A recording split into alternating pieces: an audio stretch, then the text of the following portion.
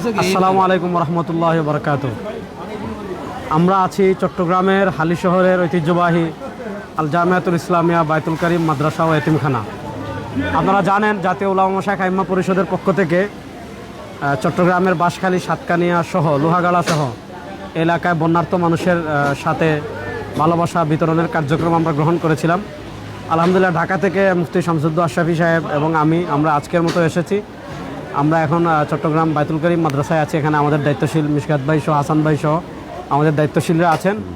Truck থেকে আপনারা দেখতে পাচ্ছেন আমরা যে ত্রাণ সামগ্রী অলরেডি আজকের কার্যক্রম চলছে।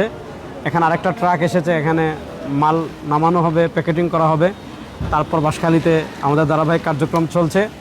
তো আমি যেই কথাটা আপনাদেরকে বলবো সেটা হলো, আপনারা জানেন যে 2022 সালে যখন সিলেটে বন্যা হয়েছিল, 2024-এ যখন ফেনীতে বন্যা হয়েছিল, তখন আপনাদের চট্টগ্রামের মানুষ তাদের সর্বোচ্চ উজাড় করে পাশে দাঁড়িয়েছিল। আজকে চট্টগ্রাম বন্যা আক্রান্ত হয়েছে, আপনারা আপনাদের সর্বোচ্চ দিয়ে চট্টগ্রামবাসীর পায়ে দাঁড়াবেন। আমি সংক্ষিপ্ত কথা বলার জন্য আমাদের মুফতি শামসুদ্দৌলা আশরাফী হাফিজুল্লাহকে অনুরোধ করছি। আলহামদুলিল্লাহ, আমাদের ত্রাণ কার্যক্রমের লক্ষ্যে আমাদের দ্বিতীয় ট্রাকটা এখানে এসে পৌঁছেছে। আমরা প্রথমত শুকরিয়া আদায় করছি ওই সমস্ত ভাই বোনদেরকে যারা আমাদের আহ্বানে সাড়া দিয়ে দেশ ও বিদেশ থেকে আমাদের কাছে টাকা পাঠাচ্ছেন।